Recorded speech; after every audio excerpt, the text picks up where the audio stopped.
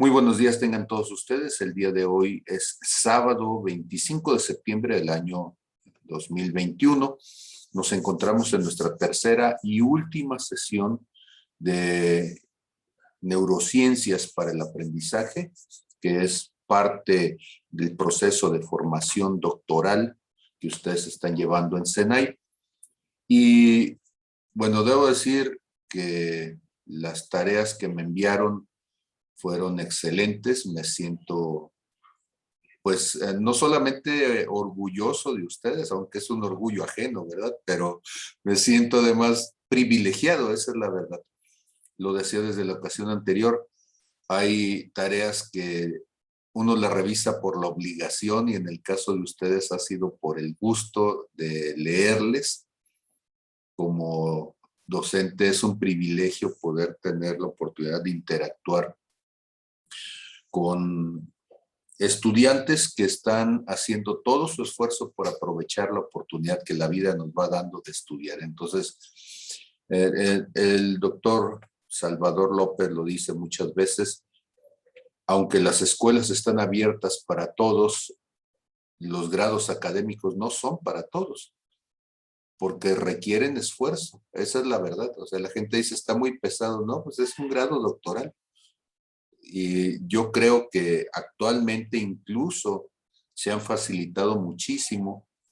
Si revisamos los grados doctorales a lo largo de la historia, lo que nos encontraremos es que era una casualidad que alguna persona pudiera llegar a ellos, ¿sí? Entonces, decir que alguien era un doctor, no un médico, que es diferente, un doctor en un área significaba pues que era alguien que le había dedicado años y años a su proceso de formación. Imagínense ustedes en la Sorbona, en París, por ejemplo, el investigador Jan Mayer, que pues ustedes seguramente habrán escuchado de él porque ha dedicado o dedicó su vida investigativa a procesos acá en México. Él una vez en la universidad, cuando se le otorgó el doctorado honoris causa, aunque él ya era doctor por la Sorbona, él nos dijo que para poder hacer su tesis, nada más su tesis, fueron 10 años de trabajo. ¿Sí? Y entonces decía que en la Sorbona había una dinámica académica que implicaba que ellos tenían que hacer dos tesis. Había una tesis pequeña, decía él, ¿sí?, que tenía que ser de alrededor de unas 350 páginas. Esa era la pequeña. Y había la tesis magna, y esa tenía que ser alrededor de 1000 páginas, cuando menos. Y entonces dice, y las dos eran de temas distintos. Entonces él habló, su tesis pequeña fue sobre Manuel Losada, aquí en la zona de Nayarit, por eso es que le conocíamos, porque él pasó mucho tiempo investigando por acá. Y después quedó con el vínculo, y la segunda tesis, la tesis magna, era sobre la época cristera. Y él entonces nos hablaba de lo difícil que era en su tiempo, él ya es un anciano, pero lo difícil que era en el contexto de las ciencias sociales en la Sorbona, en París, decir que alguien lograba titularse y ser reconocido como un doctor, ¿sí? Y entonces dice, pues ahí no había más opción, o sea, sabías que iba a ser el proyecto de toda una vida, ya simplemente salir. Ahora, ¿qué tan importante o qué tan exigente era esto? Que al momento de salir, pues Jan Meyer se convirtió en un historiador de fama internacional con sus trabajos de tesis. O sea, su tesis se convirtió en un libro muy leído, ¿sí? Y ese es uno de los grandes retos que tenemos quienes ahora estamos siendo formados, que nuestros trabajos tengan la calidad suficiente para que alguien nos regale parte de su tiempo al leer lo que estamos produciendo.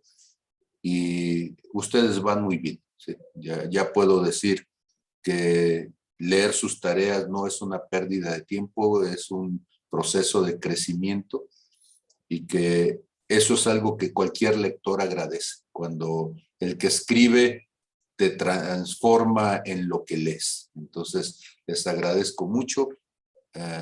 Esta es la última sesión que estaremos juntos. Ya solamente me falta una tercera tarea, pero el hecho de lo que ustedes han estado leyendo y lo que han estado escribiendo y produciendo ha sido magnífico. Entonces, muchas, muchas gracias. ¿Qué opinión tienen ustedes hasta ahorita?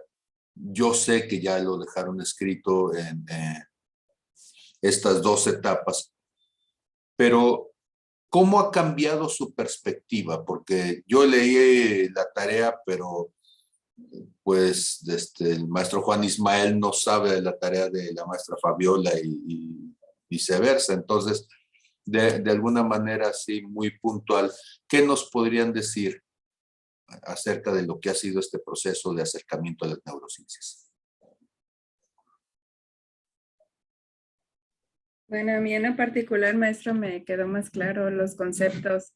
Ya tenemos tiempo viendo acerca del cerebro, su funcionamiento, pero ya la estructura, al conocer la ubicación de los lóbulos que componen el cerebro, cambió mi perspectiva totalmente con los neuromitos que analizamos, que aún en la sesión 1 que tuvimos todavía tenía esos paradigmas, esos conceptos.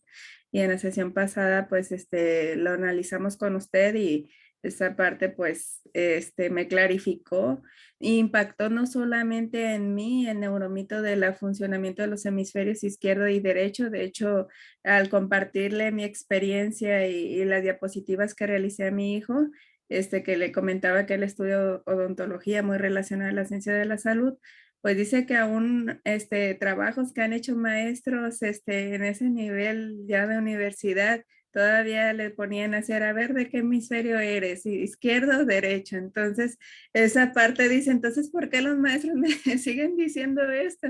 Digo, bueno, inclusive vas a encontrar libros que todavía hablan de eso, pero hay que ver, muy importante, la fecha de la última publicación. Analizamos en el libro que se publicó en el 2009, entonces le digo, no es un libro tan viejo, ve que es reciente, no hace tantos años, entonces también vamos a checar esa parte, o sea, inculcarle eso a mi hijo de las publicaciones, de lo que leemos, qué tan reciente es porque va cambiando, y más en el tema de neurociencias, van cambiando muchos conceptos, ¿verdad? Conforme pasa el tiempo, lo que antes era funcional, ahora en los tiempos recientes ya no.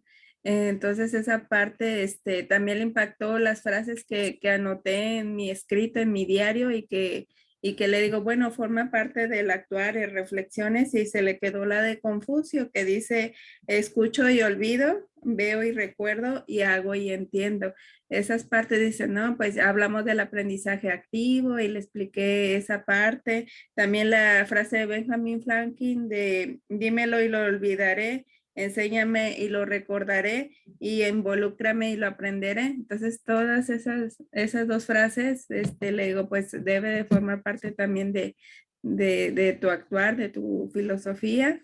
Y pues en esa parte, honestamente, mi hijo me rebasa, porque lee muchos libros de filosofía, y hay términos muy técnicos que ni yo conozco, y él me rebasa en ese sentido, pero me fue muy gratificante esta experiencia, este trabajo que, como bien dice, a pesar de que fue un trabajo muy arduo, de mucho tiempo implicarle, pero sí logré aumentar mi acervo cultural, poder amplificar y reaprender también, reaprendí y reforcé aprendizajes que antes tenía y que ahora me quedan más claros.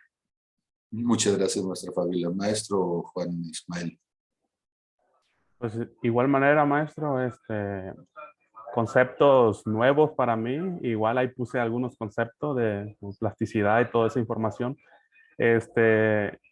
Me quedó muy claro, algunas partes sí, un poquito se me costó trabajo entenderlas, pero sí son muy... esa parte de cómo aprende el cerebro a lo largo de la vida, o sea, de cuando somos niños, cuando somos adolescentes y cuando somos adultos, cómo también vamos perdiendo a lo mejor lo que es la memoria y cosas así, pues la disminución de la creatividad, cómo es que es el proceso de eso, de nuestro cerebro y de la funcionalidad de ellos. También, pues, cómo es que impacta también nuestro contexto, nuestros ambientes, en nuestro, en cómo es que, ay, no sé cómo decir la palabra, ah, bueno, cómo es que hace que nuestro cerebro funcione de una manera u otra, pues, con base a todo lo que nos rodea. Fue muy, gratificante cómo lo que es el ambiente social, la interacción con otras personas, las emociones, cómo incluso los alimentos que adquirimos también nos hacen, o son factores que nos pueden tanto perjudicar o para bien, pues, de nuestra funcionalidad del cerebro. Eso es algo que pues que me estuve platicando con mi esposa, también sobre esos temas y sí se le hizo muy interesante también a ella. Ella porque pues está en la rama de la psicología, pues, y entiende un poquito de información. Y pues sí, tanto lo que yo podía aportar sobre lo que leía, ella también me aportaba información y lográbamos entender, cosas que pasan en nuestro cerebro. Entonces, realmente así en general, eso es lo que poquito más me quedó en la mente. Y pues más información que puse ahí por escrito, ¿verdad? Pero Sí. bueno, eso es lo que como que recuerdo, porque sí yo creo que esa parte de memoria corta, de no poder retener información suficiente. Sí. Ahora, esto podríamos ligarlo a un tema sobre lo que es el aprendizaje en dos vías. Hay dos vías a las que podríamos llamar nosotros trascendentes, ¿sí? Y trascender significa ir más allá del tiempo-espacio. Por eso cuando se habla de la trascendencia de algo, lo que estamos diciendo es más allá del aquí y ahora.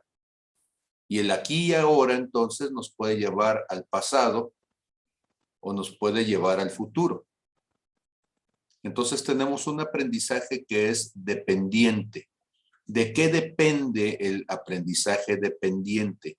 Es de la experiencia vivida. Las cosas que nosotros pasamos, los momentos buenos o malos, y aquí debemos de decirlo así con toda claridad, ¿sí? Son los picos emocionales los que van a dejar una mayor huella en lo que nosotros estamos viviendo. Entonces, cuando hay experiencias insulsas, o sea, dicen en mi rancho, ni fu ni fa, no, que fueron irrelevantes, no me movieron, no me tocaron emocionalmente, no generaron nada en lo particular. Entonces, esa experiencia finalmente va a pasar de noche. Mi cerebro la va a poner como algo irrelevante y la va a borrar. No va a ocupar un espacio significativo porque fue un día más. Y los días que son días más se convierten solamente en parte del calendario del olvido, ¿sí? Entonces, la experiencia dependiente depende de lo que hemos vivido. El aprendizaje dependiente depende de cómo ese momento tocó nuestra calidad emocional. ¿Por qué? O porque nos muestra que algo fue peligroso y tengo que cuidarme de ello para no morir, porque mi cerebro es la herencia de una especie superviviente, ¿sí? Y nuestro cerebro, lo que nos recuerda es que hemos sido patológicos en cuanto al miedo, ¿sí? Y que gracias a ese miedo la especie ha sobrevivido, porque si no tuviéramos miedo al tigre que se come gente, pues ya nos hubieran tragado, ¿verdad? Y entonces dice uno, cuidado cuando ruge el tigre, cuidado cuando la serpiente mueve la cola, cuidado cuando el toro viene corriendo. Y todas esas cosas que terminan convirtiéndose en un temor patológico. Bueno, somos una especie frágil, esa es la verdad. Y la dependencia de esas experiencias, el recordarlas para poder sobrevivirlas, podríamos decir que es un aprendizaje significativo, tomando entonces aquellos términos de la educación, ¿verdad? Pero la otra cuestión es el lado opuesto, la polaridad en cuanto a la sensación. Entonces, por un lado, tenemos una experiencia muy displacentera y por otro lado tenemos experiencias muy placenteras, que también se vuelven importantes. Las experiencias de enamoramiento, las experiencias de logro, o sea, aquellas experiencias que generaron en nosotros una detonación de dopamina, y esa explosión de dopamina nos hizo sentir tan bien, y entonces en la zona de recompensa de nuestro cerebro, ¿sí? Sentimos la estrellita en la frente, sentimos los cohetes y luces artificiales y demás, y entonces decimos, wow, qué hermoso momento. ¿Sí? Entonces, las experiencias diametrales entre, y quizá lo voy a decir otra vez horrible, pero entre más polar sea, o sea, entre más se vaya al extremo de que es una experiencia plena en satisfacción o es una experiencia plena en desagrado, quedan más grabadas en nuestra mente. Nuestro reto como docentes no es que queden grabadas, es que queden grabadas placenteramente.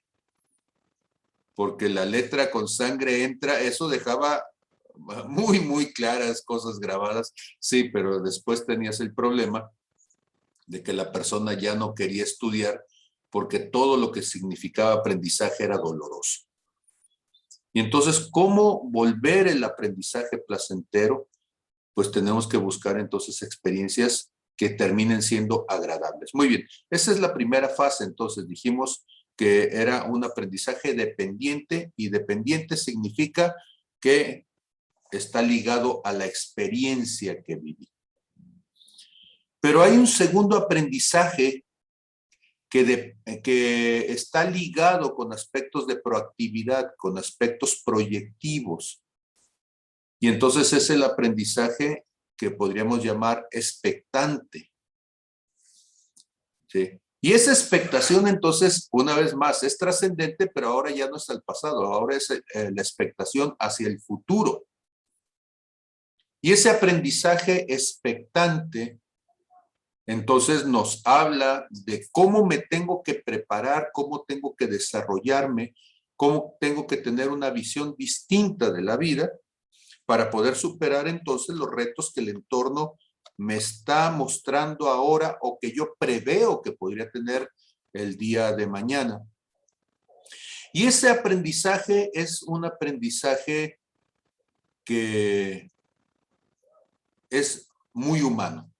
El aprendizaje dependiente lo encontramos nosotros en el reino animal sin ningún problema.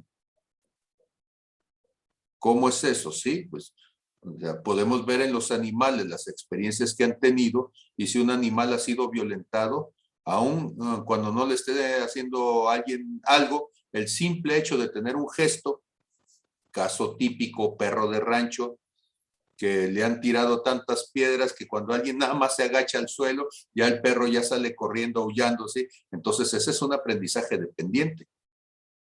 Pero el aprendizaje expectante significaría entonces que yo estoy considerando las situaciones y me estoy preparando para ello. ¿Sí?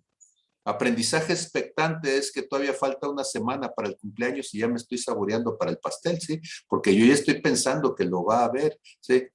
O estoy llegando a la casa y hay luces apagadas, y aprendizaje expectante podría ser que estoy pensando que hay una fiesta sorpresa. No estoy pensando que, bueno, quizá alguien pueda pensar también expectantemente que se les olvidó, ¿verdad? Pero si ya has tenido una fiesta sorpresa o has participado, sabes que en tu contexto se puede dar, entonces tú dices, seguramente alguien está preparando una fiesta sorpresa. La expectación es fundamental. Ok. Casos de expectación de aprendizaje. ¿Qué tal una boda? Cuando ustedes se casaron simplemente decir, vamos y nos casamos, o prepararon una boda y dijeron, dentro de tantos meses nos vamos a casar. Y entonces esa expectación, esa expectativa de la boda, hubo que preparar un montón de cosas que quizá no las sabía, ¿sí? Quizá nunca me había tocado organizar algo y tuve que empezar a ir a distintos lugares, tuve que ir y buscar la ropa adecuada, desde la invitación, yo no sé, pero todo eso se fue convirtiendo en un proceso de aprendizaje. Y ese aprendizaje tenía una recompensa. A partir de ese momento vamos a estar juntos. Cuando nosotros logramos salir del aprendizaje dependiente y transitamos al aprendizaje expectante, nuestra capacidad de retención aumenta. A ver, vamos a poner un ejemplo que ustedes ya lo vivieron. ¿Qué resultados trajo en ustedes el hecho de tener que dar una clase de lo que estabas leyendo, cuando yo de antemano te dije, pongan atención porque vas a tener que dar la clase? ¿Cambió la actitud al momento de escuchar la clase?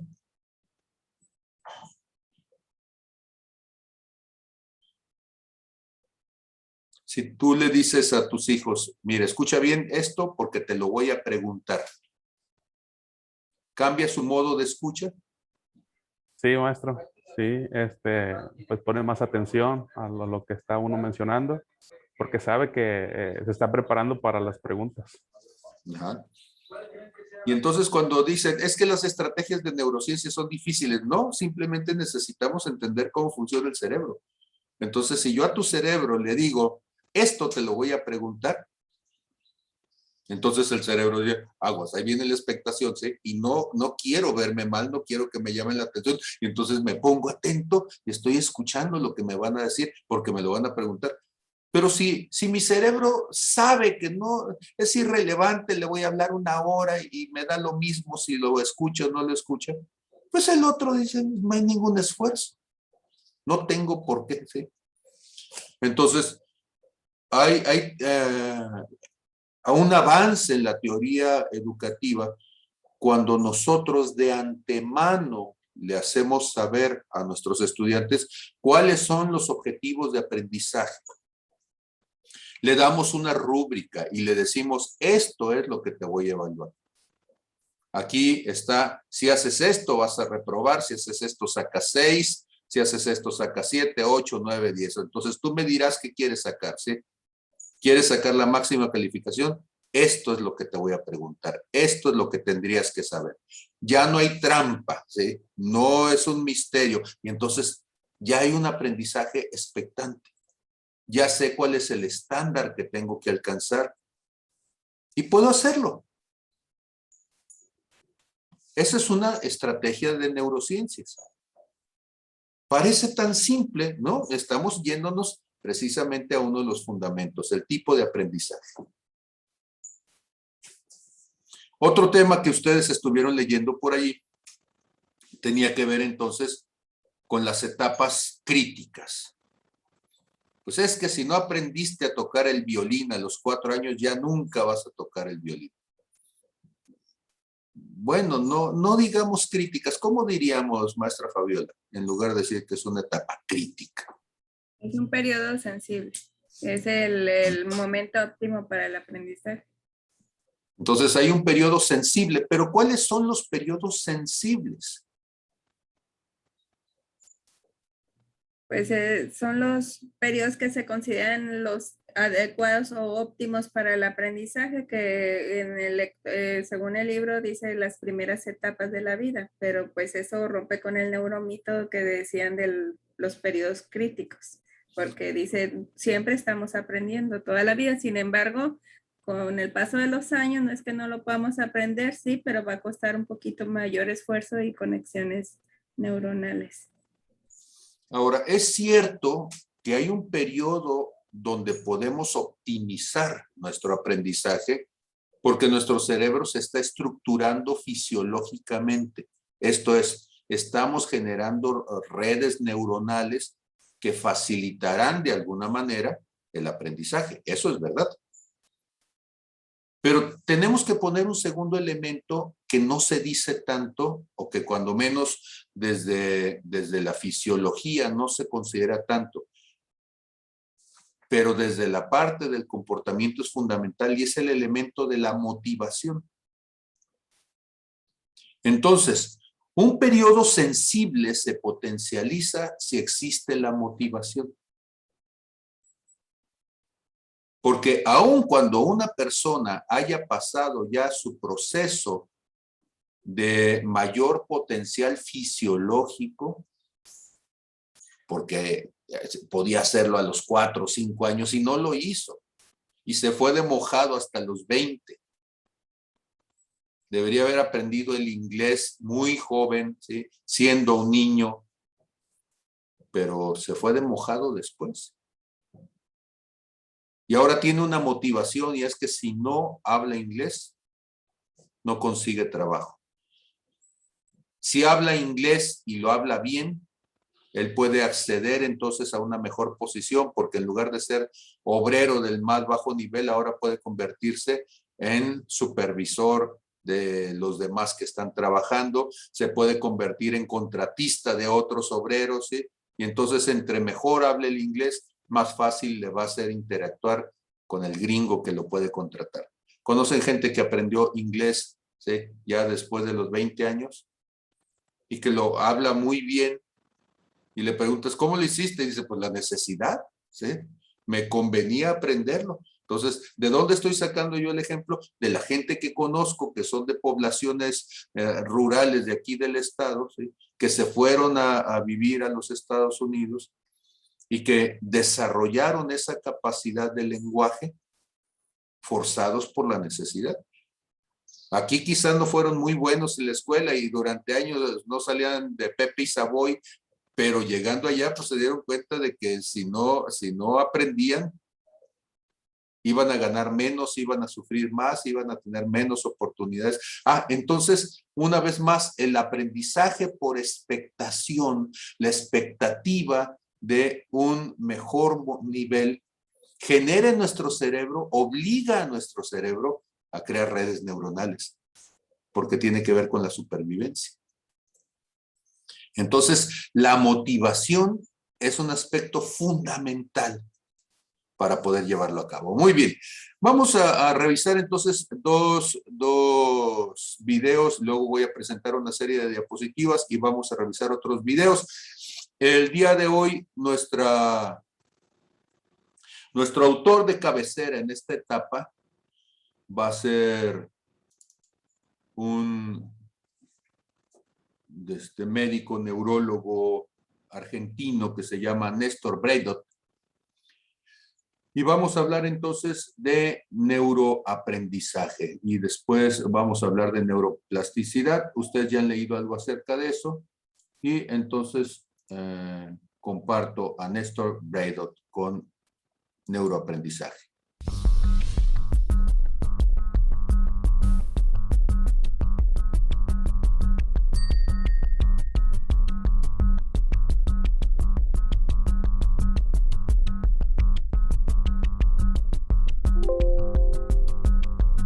Estamos en un mundo en que los hechos ocurren cada vez más velozmente. Los conocimientos crecen y crecen hasta duplicarse cada escasos 2 años.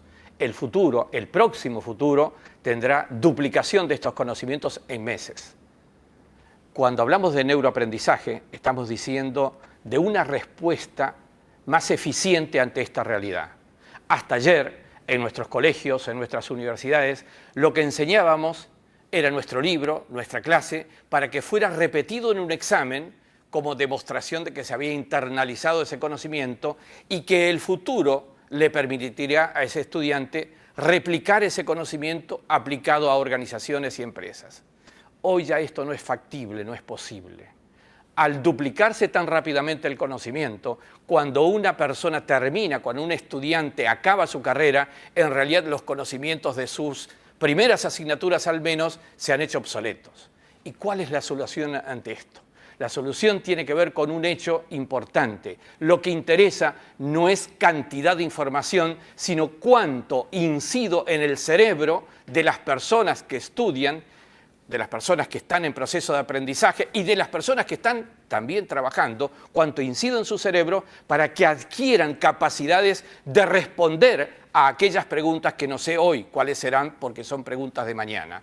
En definitiva, neuroaprendizaje tiene que ver con preparar el cerebro para responder a aquellas cosas que todavía hoy no sé que debe responder. En última instancia, es una secuencia temporalmente diferente a la que manejábamos hasta ayer. Hasta ayer estudiábamos incluso en casos reales producidos para luego aplicar a los nuevos casos futuros esa misma conclusión del caso de ayer. Eso es ya imposible. El caso de mañana es de mañana y no tiene similar, no tiene parecido al de ayer.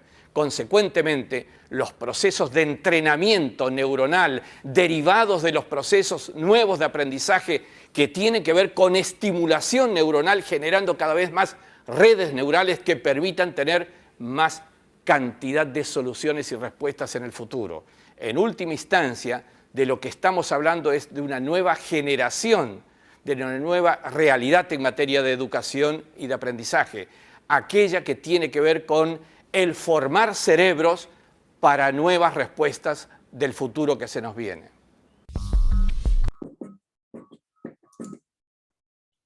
Entonces, ¿a qué vamos a la escuela? ¿A qué van los muchachos a la escuela? Porque siempre decimos desarrollar conocimientos. Y las neurociencias nos dicen, no, vas a desarrollar no el conocimiento, sino el hardware. Vas a desarrollar la capacidad de poder generar conocimientos. Y desarrollar la capacidad de generar conocimientos implica trabajar entonces con tu cerebro. Generar redes neuronales. Generar capacidades de atención. Generar lo que sería la conciencia de sí mismo. Generar la posibilidad entonces de que una persona se vuelva el autogestor de su proceso de transformación. Y eso es un modelo muy novedoso para el ser humano, porque nunca antes en la historia lo habíamos hecho así. ¿Sí están de acuerdo conmigo? Entonces yo puedo hacer que una persona se aprenda algo y limitarlo de por vida,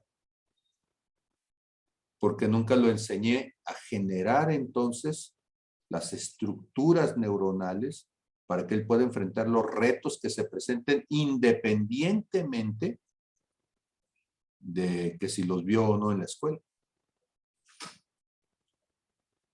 Entonces, en un tiempo cada vez más acelerado, en un tiempo con cada vez mayor cantidad de información, en un tiempo con mayor nivel de demanda, necesitamos gente que haya desarrollado su capacidad para enfrentarse a situaciones posibles.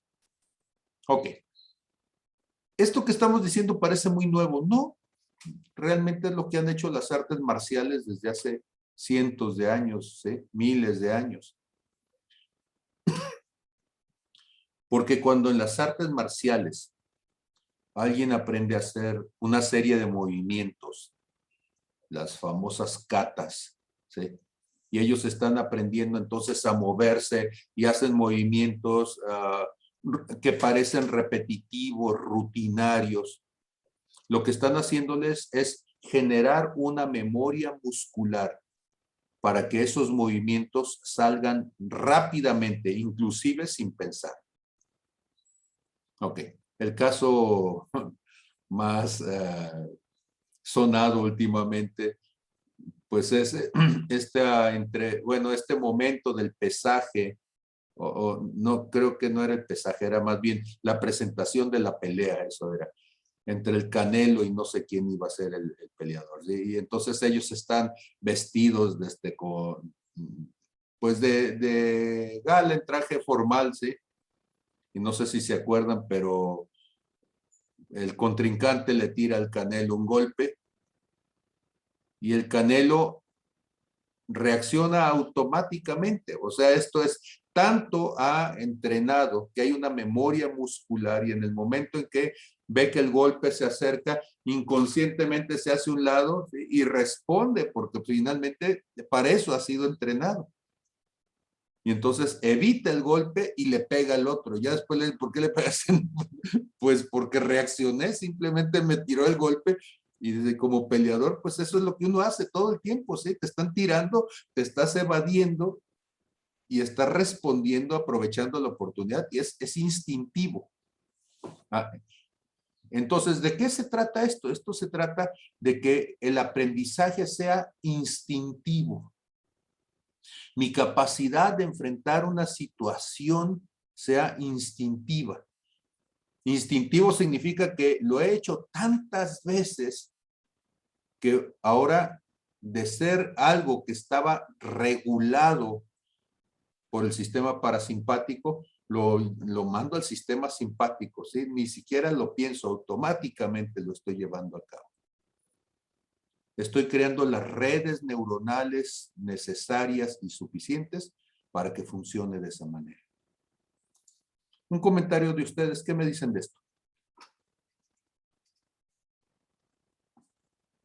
Sí, que el aprendizaje también pues es preparar al cerebro para este proceso de adquirir información, y algo que también menciona el autor del libro de comprensión del cerebro es de que también utilizamos la percepción. O sea, todo lo que recibimos en el ambiente en donde estamos es muy importante. Y también otra forma que me ha facilitado, y ya ahora que conocemos o conozco un poco más de los procesos de aprendizaje, es relacionar pues todo lo que leemos con la vida diaria, y de esta manera podemos tener un aprendizaje significativo, porque si no lo vamos a olvidar. Sí, muy bien. Maestro Juan Ismael. Pues ahorita, escuchándolo, maestro, yo pienso que la mayoría de las personas, si no es que todas, pasamos por esta situación, como usted dice, y es de tiempo atrás. En mi caso, las cosas a lo mejor que hoy vemos como docentes con los alumnos, a mí me ha pasado que desconozco mucha información, hablando de español, de matemáticas, que como que recuerdo que lo aprendí en la primaria, pero hoy en día tengo que volver a investigar un poquito más para poder recordar. Y yo pienso que esa es la parte que usted menciona sobre el aprendizaje, que no fue un aprendizaje, ay, déjame anotarlo, expectante, algo así, y no fue significativo porque pues no, ahora sí que no estuvo en ninguno de los dos polos extremos, fue nada más, pasó por nuestra cabeza y cumplimos, pero no fue algo que realmente nos generó una emoción, algo que pudimos aprender significativamente. Entonces, más o menos eso es lo que logro entender, pues lo que usted está ahorita comentando, y pues sí es realmente cierto con lo que estamos pasando también como docentes. Eso es. ¿Se acuerdan ustedes de este educador que decía del aprendizaje significativo?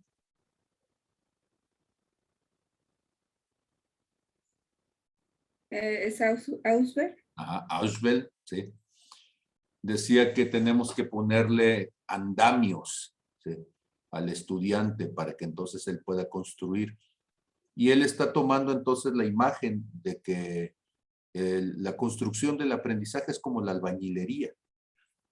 Y necesitamos ir entonces, poner un andamio es precisamente cuando el albañil ya llega a un nivel en donde ya no puede estar subiendo los ladrillos. Entonces el andamio es para que se pueda subir y pueda continuar la barda. Pero significativo significaría, valga la redundancia, o implicaría que sea importante, que sea relevante, que haya dejado huella. Cuando Ausubel está diciendo estas cosas a mediados del siglo XX, uno no pensaría que años después, décadas después, las neurociencias iban a llegar a ese mismo punto. Lo que uno había llegado por medio de la observación de la conducta, Ausubel, los neurólogos van a llegar a ello por medio de las resonancias magnéticas, de las tomografías, ¿sí? De lo que serían los estudios no intrusivos del cerebro, ¿verdad? Y entonces, ¿cómo finalmente llegamos al mismo punto como sociedad humana de darnos cuenta la importancia de la motivación? La motivación es tocar la emoción. Finalmente así la podríamos definir, ¿sí? Entonces, motivar a alguien es tocar sus emociones. Y como para tocar las emociones, lo que tenemos que hacer es echar mano de todos nuestros elementos. ¿Cuáles serían? La postura, la posibilidad de modificar nuestra voz con tonos, con volúmenes, con matices, el tipo de ejemplos que utilizamos, las experiencias en donde involucramos a nuestros estudiantes, para que con todas estas cosas, ¿sí?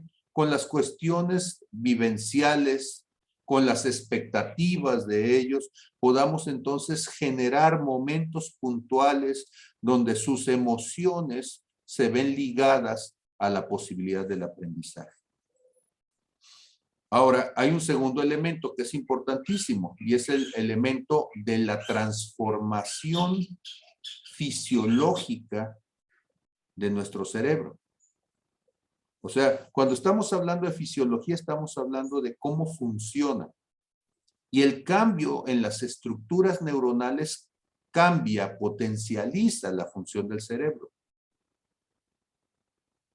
No es que vaya a funcionar para otra cosa, no, lo que estamos diciendo es que está potencializando su capacidad de llevar a cabo una cierta labor. Un movimiento que en la primera oportunidad es torpe, pero después de hacerlo, decimos, generó una memoria. Bueno, esa memoria, lo que estamos queriendo inducir es que hay una red neuronal que ahora facilita que ese movimiento se vuelva mucho más rápido y más efectivo. A eso le vamos a llamar neuroplasticidad. Vamos a escuchar a Néstor Bredot, ¿sí? Con neuroplasticidad.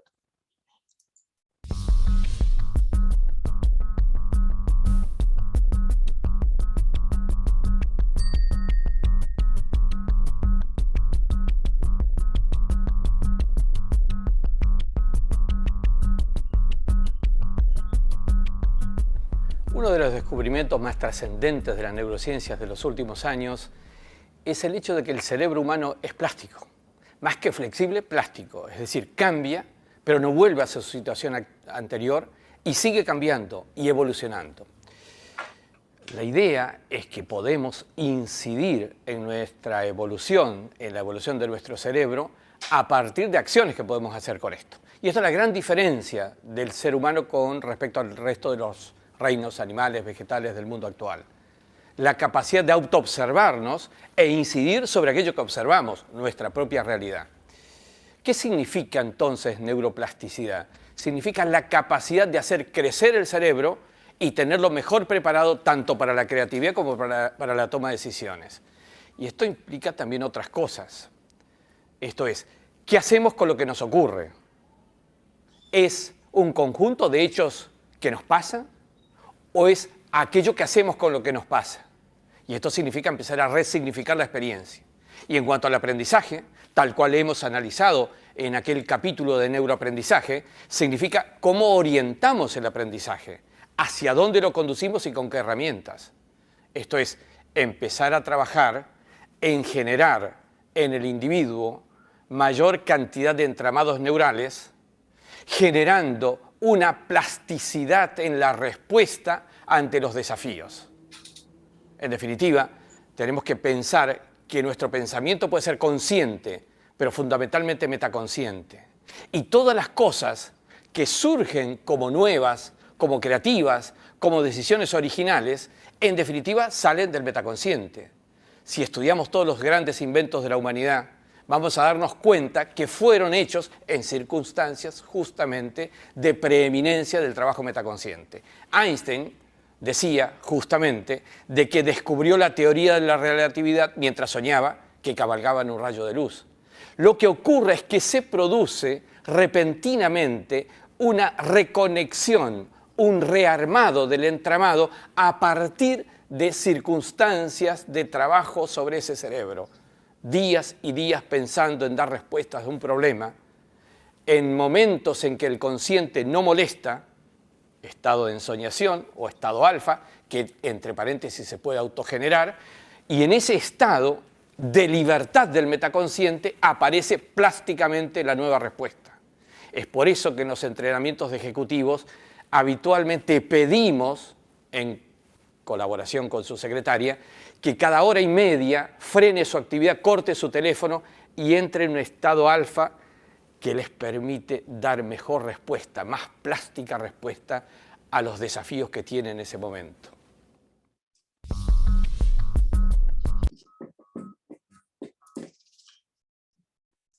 Entonces, ¿qué es neuroplasticidad?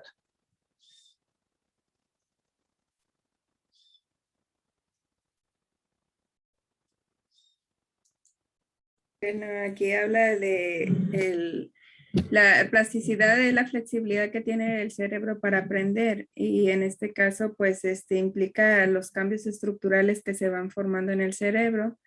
Y también pues encontramos dos tipos de plasticidad, que es precisamente lo que nos explicaba, de que es plasticidad expectante de la experiencia y expectante a la experiencia, y hay plasticidad dependiente de la experiencia, y de la misma manera le podemos llamar así al aprendizaje.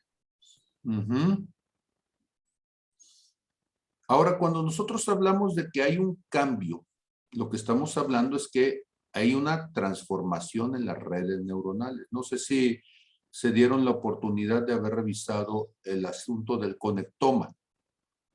¿Lo revisaron dentro de los videos que estaban puestos por ahí? ¿No? Un conectoma, entonces, es la forma en que están interconectadas nuestras neuronas, son las redes neuronales, y eso es lo que va cambiando nuestro cerebro. Una red neuronal se va profundizando en medida que cada vez más usamos nuestro cerebro para realizar una cierta actividad. Cuando lo realizas la primera vez, hay una exigencia, no sabes cómo hacerlo y el procesamiento es lento. Pero si eso lo realizas una y otra vez, entre más veces lo realizas, el cerebro está generando entonces, fortaleciendo esta red de transmisión de información de tal manera de optimizarla. Y es una cuestión muy importante.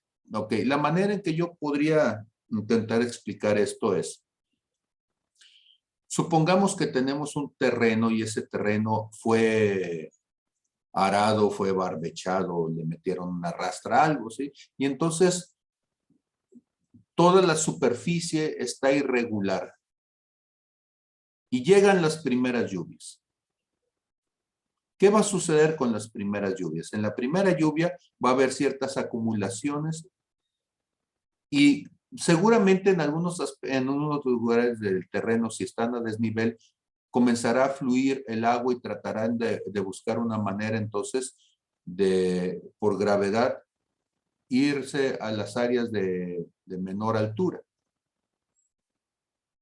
Si eso sucediera una y otra vez durante la temporada, o inclusive, si se vale decirlo, sucediera sobre cientos, miles de años, ¿qué es lo que podríamos llegar a tener? Pues podríamos llegar a tener un espacio como el Gran Cañón del Colorado. O sea, donde tanta agua fue fluyendo que genera un cauce, y ese cauce ahora es profundo y puede albergar, ¿sí?, miles, millones de litros que están fluyendo de un lado para otro. Una red neuronal es eso, es un cauce por donde nuestro cerebro va llevando, va induciendo un fluir de información para que entonces se vuelva mucho más rápido, mucho más adecuado.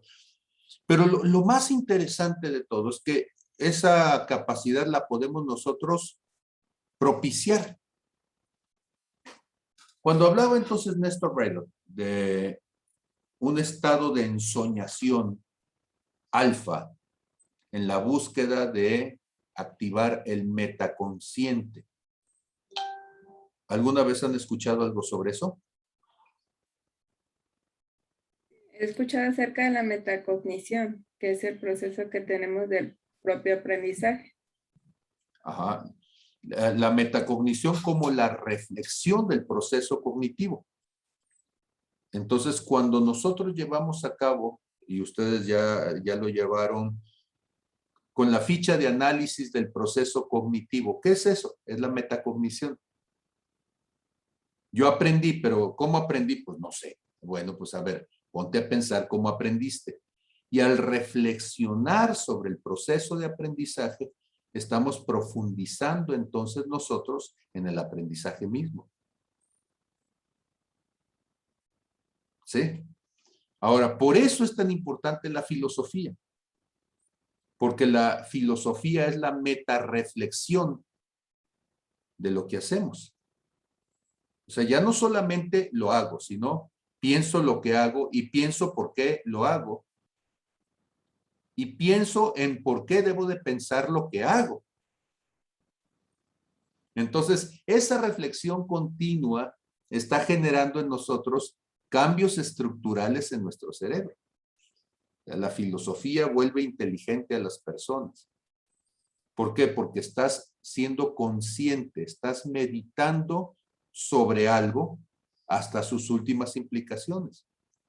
Bueno, pero cuando hablábamos entonces, ya no de como metaaprendizaje, sino como metaconciencia. ¿Han escuchado ustedes hablar de Tomás Alva Edison? Es el que inventó la bombilla eléctrica y muchas otras cosas más. Resulta que Tomás Alva Edison era un inventor. Él no había estudiado en una escuela de alto nivel, de hecho, pues era hijo de una familia de escasos recursos, era un chamaco que fue medio vaguillo cuando estaba en la infancia, le gustaba ir a meterse por allí a la estación del tren, y creo que a veces hasta se llegó a volar algo de pólvora. Cuando los trenes hay que pararlos, ponen un amarradijo de pólvora con papel y lo ponen en la vía para que cuando viene la máquina esté avanzando, truena eso, no lo hacen para descarrilar el tren, es muy poca pólvora, pero la suficiente para que con la explosión, el maquinista escuche la explosión y eso entonces es un indicador de que se tiene que parar. ¿Sí? Les llaman petardos. Entonces, el petardo, para hacer que el tren se detenga con el sonido, no porque lo estalla así, pues parece ser que a Tomás Alva Edison le llamaba la atención. Una de las historias que hay sobre él es que pues estaba jugando con pólvora en todo eso, le reventó en la cara y quedó dañado de un oído. Entonces era sordo de alguno de sus oídos. Era muy ingenioso, siempre andaba buscando qué cosas hacer, ¿sí? Y por eso terminó convirtiéndose en un inventor. Pero él descubrió entonces una técnica. Y esa técnica consistía en que se sentaba en un sillón muy cómodo que tenía. Tenía el sillón unos descansabrazos. Y en las manos se ponía él un montón de balines de metal, como canicas de acero, ¿sí? En la parte de abajo, junto a sus pies, ponía una de esas tinas, no sé si se acuerdan de las tinas que se vendían para lavar ropa, cosas como estas, ¿sí? de lámina.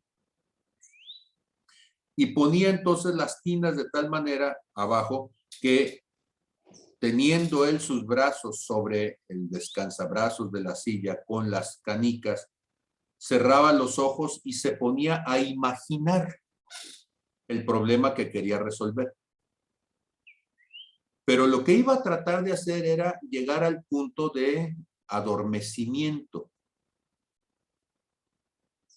mientras estaba pensando. Ese punto de adormecimiento es lo que se llama un estado alfa. En ese estado alfa de adormecimiento, a él se le empezaban a ocurrir cosas, pero pues después del alfa sigue el beta, ¿verdad? Y entonces tú estás así como que medio que te duermes, medio que no te duermes. ¿Cómo sabes tú que has transitado del estado alfa y te vas entonces, ya no es un estado de adormecimiento, ahora estás dormido? ¿Qué sucede? Hay relajación muscular. Y en ese momento se abren las manos porque ya no hay contracción, hay relajación. Y cuando se abrían las manos, ¿qué sucedía con los balines? Caían al agua, hacían un relajo y entonces se despertaba, se daba cuenta que se estaba durmiendo, se despertaba y volvía a agarrar los balines y se volvía a acomodar, ¿sí?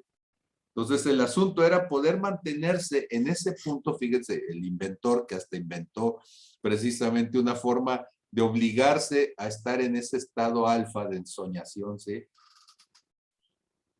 Previo a entrar en un estado de letargo completo. Porque en ese estado es cuando tú estás entonces en metacognición, ¿sí? Entonces tú estás allí en un estado de metaconciencia. Y cosas que en la conciencia tienen una cierta racionalidad, la forma en que tú ligaste ciertos conocimientos, al estar en ese estado de metaconciencia, de repente ya empiezas a acordarte que sabes volar y empiezas a acordarte de cosas que parecen estrambóticas, ridículas, pero esas cosas precisamente le traían recuerdos, le traían pensamientos de cómo enfrentar un cierto problema. Y ahí él decía, entonces la solución es esta. Ya se despertaba e iba, ¿sí? Tomaba nota y empezaba a intentar hacer. Y muchas veces la respuesta la encontraba de esa manera. Entonces nuestro cerebro siempre está trabajando. El asunto está de que nuestro estado de conciencia lo hemos llevado a una cierta rigidez social, a una cierta rigidez de comportamiento, ciertos aspectos que Freud los describía como el super yo. O sea, aquello que me controla, que me rige, que me dice debes de hacerlo de esa manera. Pero cuando estamos nosotros en ese tránsito hacia la metaconciencia, lo que estamos haciendo es ver las cosas más allá de la rigidez social, de la rigidez del pensamiento. Empezamos a movernos dentro de un espacio de mayor flexibilidad cognitiva. Muy bien. Y entonces, por eso es que hay culturas, las culturas asiáticas, que le dedican toda una vida a aprender a meditar. Si ustedes han estado alguna vez en yoga, ¿qué es lo que te piden? Que logres meterte a esos estados de metaconciencia. Y entonces estás en una cierta posición, pero esa cierta posición es una posición incómoda. Yo no sé si han hecho yoga, pero las posturas de yoga son incómodas. Entonces, una postura, no me sé los nombres ya, eso hace chorrocientos kilos que lo hice, pero una postura donde tú te acomodabas, primero te hincabas, te ponías los brazos en la cabeza de manera que formaras un triángulo con tus antebrazos, la cabeza, ¿sí? Y luego te ibas levantando poco a poco, levantabas las piernas y quedabas completamente vertical. Y tenías que aguantar allí y entrar en estado de metaconciencia. Ahora, ¿qué sucede si te dormías? Pues te dabas un ranazo, ¿verdad? Porque en el momento en el que había una pérdida del tono muscular, del control muscular, pues te caías. Entonces, pues tenías que mantenerte en equilibrio, pero al mismo tiempo no tenías que estar pensando, me caigo, no me caigo. O sea, tenía que llegar a un punto en donde estuvieras tan relajado que olvidaras que estabas así, aunque siguieras así. Y entonces en ese momento, con los ojos cerrados y estando de esa manera, dejando de sentir el dolor de estar de cabeza o la sensación en la sangre de la cabeza por estar invertido, en ese momento se te empezaron a ocurrir cosas increíbles. Pues sí, era con toda la sangre en la cabeza y con toda esa posición, pues venía un montón de ideas curiosas a la cabeza. Ok. Maestro, Sí. Eso lo que es la yoga, mi esposa también suele ir. Y sí, ella me ha dicho que llegan a un límite como de sueño, o sea, que quiere ya casi dormirse, pero cuando ella viene aquí, viene ya bien, como con mucho sueño ya casi para dormir, porque a ella le cuesta mucho dormir, no sé, por la ansiedad, ¿no? Cosas así. Y cuando va en ciertos horarios para poder llegar y nada más llegar y dormirse. Y me decía que aparte de eso, de que podía hacer eso, se ponía a pensar mucho y entender muchas situaciones de su vida personal, familiar, que y caía en razón en muchas cosas, entendía muchas cosas, y yo pienso que le estaba pasando esto, o sea, esa metaconciencia, que estaba aprendiendo, se le abría la mente y decía, tengo que hacer o cosas así. Entonces, sí es cierto, o sea, y a pesar de que son pues posturas muy incómodas, en mi caso yo no las pudiera hacer a lo mejor, pero todo cuando yo me pongo a veces solamente a estar tranquilo, sentado en un sillón, empieza uno como que también a recordar, a entender cositas que cuando uno está un poquito más estresado, a lo mejor pasando por situación en ese momento fuerte y no logras entender qué hacer, pero cuando ya descansas, ¿no? Ya no piensas en otras áreas, pues, de información y te cae, o sea, en la cabeza esa lucecita de decir, puedo hacerlo así o puedo hacer esto. Entonces, sí voy más o menos entendiendo lo que está comentando. Ok. Por eso a eso le llamamos trascender. Trascender es ir más allá del aquí y ahora. Y si yo trasciendo desde el punto de vista de las neurociencias, no sin meterme desde el punto de vista de las doctrinas espirituales asiáticas, ¿no? Pero ese salir de mi aquí y ahora es salir de mi necesidad de que ahorita tengo que hacer esto, al rato tengo que hacer aquello, es trascender a irme más allá de mi realidad para pensar entonces de una manera más amplia, ver las cosas desde el punto de vista del otro, ver las cosas desde un punto de vista que no sea el personal. Ok. Y si eso lo hago en un estado alfa de ensoñación, o sea, donde ya se me olvidó, ya no estoy viendo quién entra, quién sale, quién se mueve. Entonces, mi nivel de percepción de las cosas cambia y puedo ver relaciones que antes no las veía. Ok, esto es neurociencias.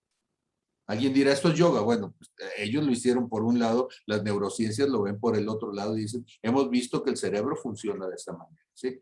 Ok, entonces, quiero presentar algunas cuestiones sobre inteligencia para después regresar con Néstor Breiro, ¿sí? Sobre inteligencia. ¿Y qué es lo que quisiera que viéramos entonces sobre inteligencia? Vamos a presentar.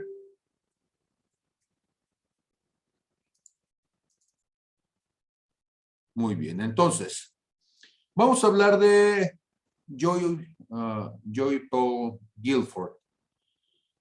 Él es un psicólogo norteamericano, ¿sí? Y entonces, él allá por 1987, él va a estarnos hablando perdón, 1897, él nos va a estar hablando de aspectos que tienen que ver con la estructuración de la inteligencia. Entonces, la inteligencia debemos entenderla, dice Guilford, como un conjunto sistemático de aptitudes o funciones que procesan información de formas distintas. Entonces, tiene que ver con un procesamiento de la información. Sí. Por aquí se me fue un número mal, sí, pero entonces él es un psicólogo estadounidense conocido por sus estudios sobre inteligencia. Tiene un modelo que se llama de estructura de la inteligencia.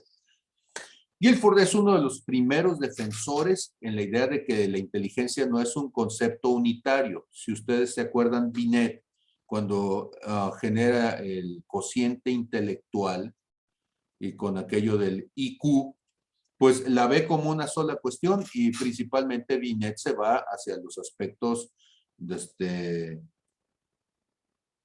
más hacia la lógica matemática, ¿sí? Y entonces él empieza a fijarse en los intereses individuales y se da cuenta que hay diferencias individuales, ¿sí? Explora los aspectos multidimensionales de la mente humana, que describe la estructura de la inteligencia humana basada en una serie de habilidades diferentes. Ahora, Guilford va a ser muy importante porque a partir de los estudios y los trabajos de Guilford, ¿sí?, podríamos vincular también a Gardner con las inteligencias múltiples. Él hace hincapié por medio de sus trabajos, ¿sí?, en que las puntuaciones en los test de inteligencia no pueden ser tomadas como una clasificación unidimensional que algunos investigadores han argumentado indica la superioridad de algunas personas o grupos de personas sobre los demás. Caso concreto, sí, decía el caso de Binet. ¿Sí?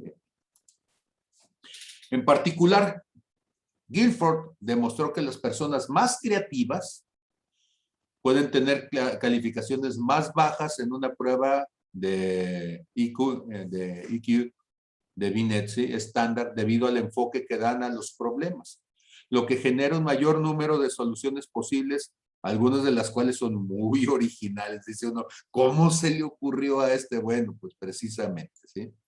El trabajo de Guilford, por lo tanto, permite dar una mayor apreciación a la diversidad del pensamiento humano y sus habilidades, sin atribuir un valor diferente para diferentes personas. A lo largo de su carrera, Guilford estaba interesado en las diferencias individuales de las personas, ¿sí? Y entonces fue mejor conocido por sus trabajos en la inteligencia y la creatividad. Este asunto de que necesitamos ser creativos se volvió muy popular a partir de los trabajos de Guilford, ¿sí? Entonces, a diferencia de muchos investigadores que han generado una gran controversia en sugerir que en los diferentes grupos hay un puesto más alto, o sea, si tú tienes 130, eres más que los de 50, ¿sí? Pero dice, bueno, entonces que los diferentes grupos hay un puesto más alto, más bajo en una escala de medición de la inteligencia, ¿sí? Decíamos, en particular, por ejemplo, los trabajos de Heinzek, de Burt y de otros que sugieren diferencias en inteligencia entre razas, principalmente que los blancos son más inteligentes que los negros y que los amarillos. Y bueno, pues eso a estas alturas nos queda muy claro que no es verdad, ¿sí? Y entonces Guilford va a estar valorando estas diferencias. Ok, ¿cómo se conceptualizan entonces la inteligencia? ¿Qué corrientes tendríamos en ella? En psicología cognitiva podemos encontrar entonces dos ramas que conceptualizan la inteligencia desde puntos de vista muy distintos, ¿sí? Y entonces, desde la primera corriente que habla del factor general, que considera que es posible obtener un coeficiente intelectual, el IQ, a partir de pruebas como el WISC de David Wessler, ¿sí?, el test de matrices progresivas de Raven, el test de dominó de Astey, ¿sí?, de Terman, de Merrill y otros, y los resultados obtenidos son cuantitativos. Entonces te dan un número y a partir de ese número tú estás clasificado. Se hizo a partir de una campana de Gauss, donde el punto medio está en 100, cada desviación estándar está en 15, y entonces si tú estás con un 130, o sea, el 100 que es el medio, 2 desviaciones estándar, entonces tú eres más inteligente que el 97.7 de la población, ¿sí? La inteligencia humana es genética, o sea, tiene que ver con quién soy hijo, tiene que ver de qué raza soy, ¿sí? Es fija, esto es, yo soy inteligente, fui inteligente de chiquillo y voy a ser inteligente toda la vida. Y si soy inteligente para las matemáticas, soy inteligente para lo que sea. Esa era la visión del factor general de inteligencia. Ahora, la corriente de los factores específicos de la inteligencia, ¿sí? Por el contrario, nos va a decir que la inteligencia es versátil. Y versátil significa entonces que dependiendo de las circunstancias, hay personas que pueden ser más inteligentes unas que otras, que es flexible, pero sobre todo que está sujeta a desarrollo. Entonces yo puedo desarrollar mi inteligencia, puedo aprender a ser inteligente. Y entre los autores que pusieron las bases de este enfoque está Thurston, Cattell y Guilford. Actualmente, por diferentes caminos, pues ustedes saben, Howard Gardner con las inteligencias múltiples, Robin Feuerstein, ¿sí? Strandberg, entre otros, han seguido desarrollando teorías y métodos que marcan los caminos de la psicología educativa actual.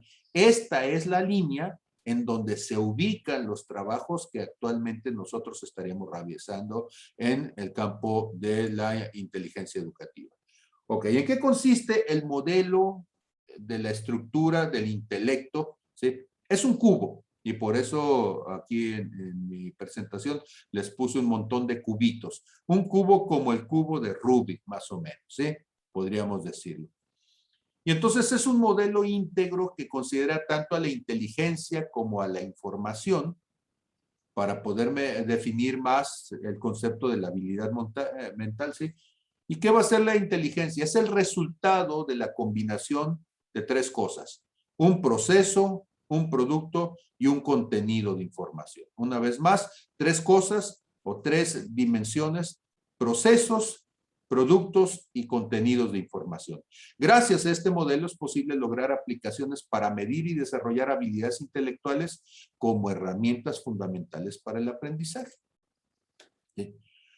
Y entonces Guilford nos propone un modelo de inteligencia que va a permitir su análisis factorial cuyas dimensiones son 3. Entonces, un proceso intelectual. ¿Qué es un proceso? Es una actividad que realiza una persona para convertir la información en conocimiento. Lo que yo les estoy compartiendo ahorita es información, pero lo que ustedes hagan con ella se convierte en conocimiento.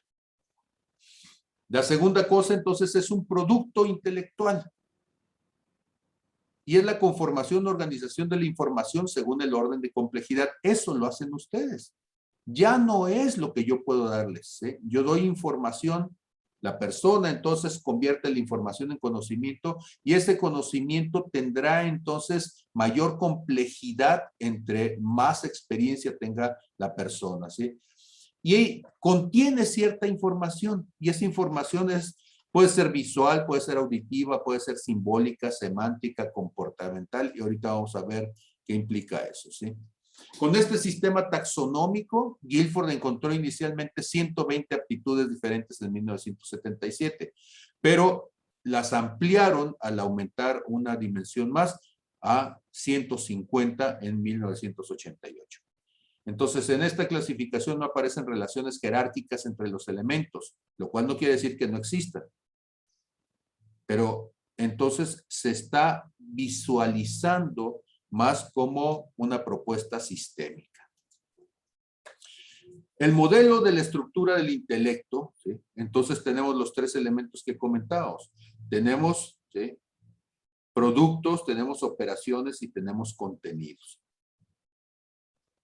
En su versión final, ¿sí?, postula,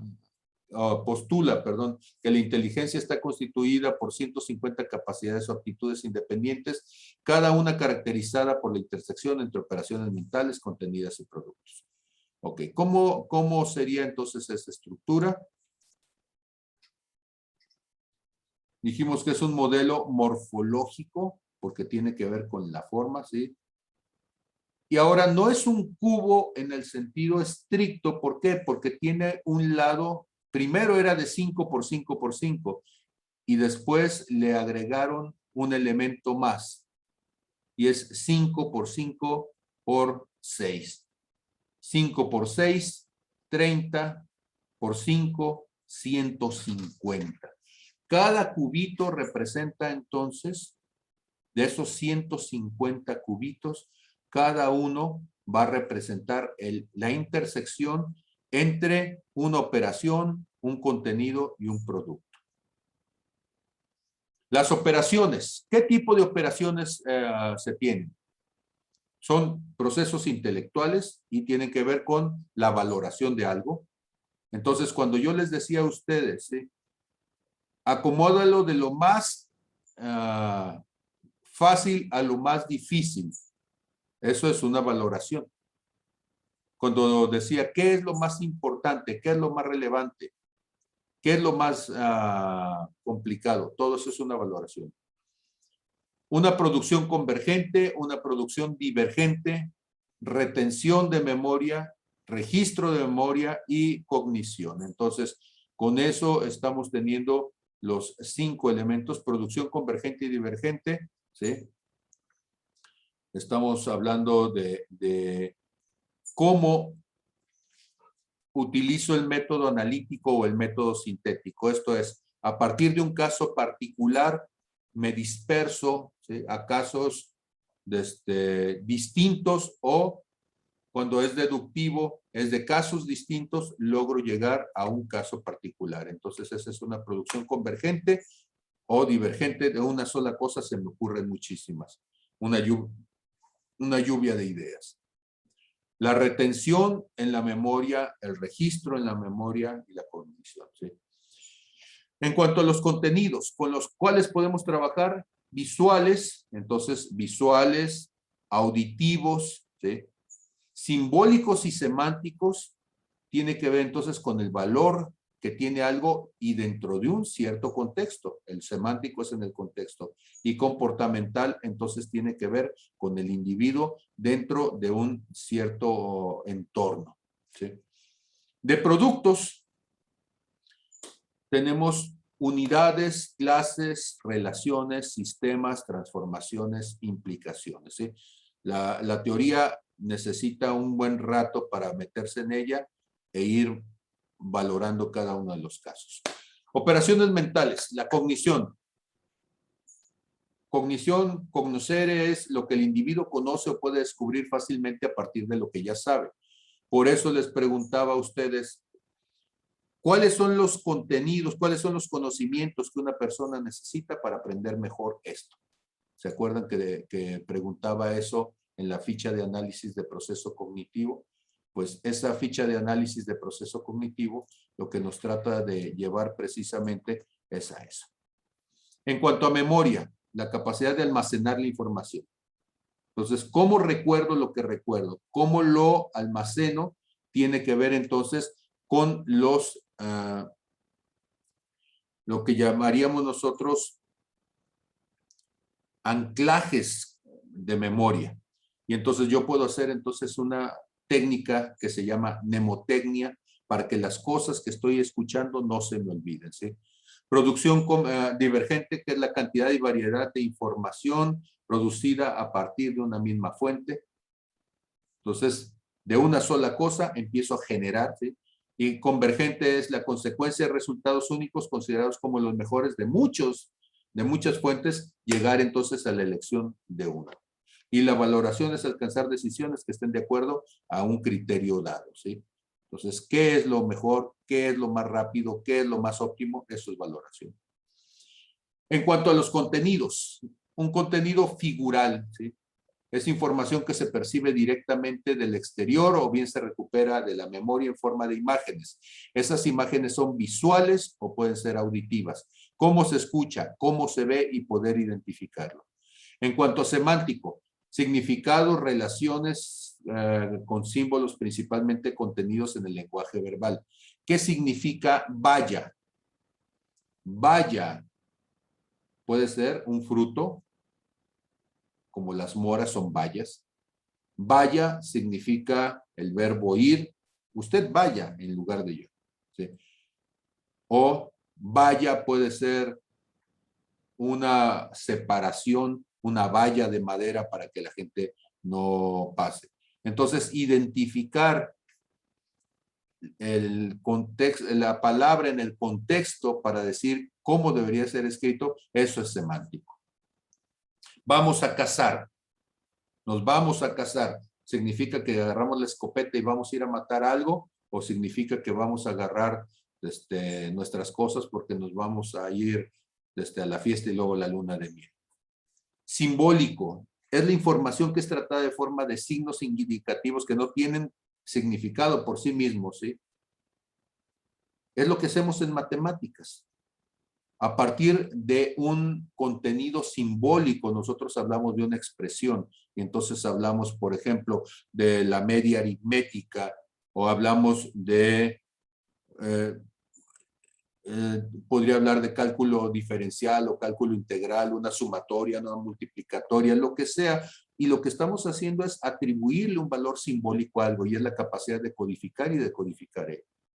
Conductual, y es la información implicada en las interacciones entre individuos, en los gestos, las expresiones, las intenciones. Si sonrío, si cierro el ojo, si le levanto los labios, o sea, ¿qué de todo eso tiene un contenido y cómo lo interpreto? En cuanto a productos, todas las formas en que se puede expresar el individuo a partir de las informaciones procesadas por las distintas operaciones. Por ejemplo, unidades. Una unidad puede ser un objeto, una palabra, una idea, un dibujo, ¿sí? Entonces, si yo solamente muestro algo, cerrar el ojo, esa es una unidad. Si yo levanto el dedo como manita, esa es una unidad, ¿sí? Si yo digo una palabra, esa es una unidad. Clases es un producto formado por un conjunto de unidades que ya son similares. Son un conjunto de ítems que se agrupan, que ya que comparten atributos entre ellos. ¿Qué digo yo cuando llego a un lugar y todavía no son las 12 del día? Digo, buenos días. ¿Sí? Pero si ya pasan de las 12 del día, entonces digo, buenas tardes. Ah, eso ya es una clase. Y entonces, cuando yo hablo de sistemas, ahora estoy hablando de conjuntos de 3 o más elementos de información, ¿sí? Organizados de una manera interactiva. Y entonces ya no solamente yo llego y digo buenos días, sino que también tengo que saludar de mano. También tengo que empezar por los más viejos primero y luego por los más jóvenes. No sé, todas estas cuestiones hablan precisamente de inteligencia. Decíamos relaciones, una conexión observable entre elementos, por ejemplo, dos nombres que están ordenados alfabéticamente, la relación familiar entre los parientes, llegar con alguien y saber si le digo papá o le digo tío, esos son relaciones. Cambios, cualquier cambio en un elemento de información ya dado. Es que ayer era Juanita y ahora es la señora de Pérez, ¿no? Porque se acaba de casarse. Ayer era don Juan, ahora es el licenciado don Juan porque se acaba de titular. Esos son cambios en la condición donde la persona en esencia es la misma, pero hay una relación distinta, un cambio en alguno de sus atributos, y eso hace que lo deba de ver transformado. Él y las implicaciones, que son elementos de información que son sugeridos por otros elementos de información dados, ¿sí? Entonces, si algo es verdadero y lo que sigue es falso, entonces, ¿cómo debería de considerarlo dependiendo del tipo de relación? Esa es una implicación. Entonces, la matriz de Guilford sería así. En una arista tenemos operaciones, en otra tenemos productos y en la otra tenemos contenidos. Ya dijimos que son 5 por 5 por 6. Y el elemento más importante de lo que Guilford nos propone, que es el pensamiento divergente y la creatividad. Entonces, acuérdense que hablábamos de conductas convergentes o pensamientos convergentes y de pensamientos divergentes. Ok, entonces, independientemente de que la teoría de la inteligencia de Guilford sea más o menos válida, una de las principales y más importantes aportaciones de la concepción de la inteligencia es la incorporación del pensamiento divergente como un elemento distintivo que forma parte de la inteligencia. ¿Sí? Anteriormente no se consideraba que la creación de alternativas fuera indicio de inteligencia. Al contrario, decían, ¿de qué está pensando? Mira, nada más le estoy hablando de una cosa y me contesta otra, ¿sí? Ahora, basándose en el estudio de o sea, del pensamiento divergente y la creatividad, en la búsqueda de una única alternativa correcta. Entonces, ¿cuántas formas de responder a algo hay? Infinitas. Y el asunto no es lo que dice, el asunto es entender la razón de por qué lo dice. A partir de Guilford, sin embargo, se comenzó a trabajar el estudio de la creatividad como parte de la capacidad intelectual. La generación de nuevas alternativas de respuesta igualmente eficientes entre ellas o incluso de mayor eficiencia que las preestablecidas permiten realizar modificaciones y flexibilizar la actuación en situaciones conocidas, pudiendo generar nuevos resultados. Le acaban de dar un premio, el premio de Newton a un matemático colombiano. Una de sus anécdotas de uno de sus compañeros es que un día están en clases en la licenciatura en matemáticas y el maestro está poniendo una demostración en el pizarrón y este muchacho, que es así medio flaco y pelo ensortijado, largo, así como medio hiposo, está inclinado sobre la silla con la cabeza levantada hacia el cielo, bueno, hacia el techo del salón. El maestro lo ve en esa posición y se molesta y le dice, póngase a escribir lo que puse en el pizarrón, ¿sí?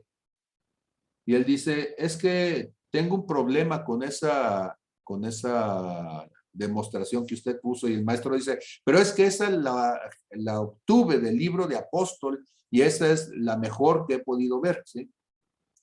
Y él dice, es que sigo con ese problema. Bueno, ¿y cuál es su problema?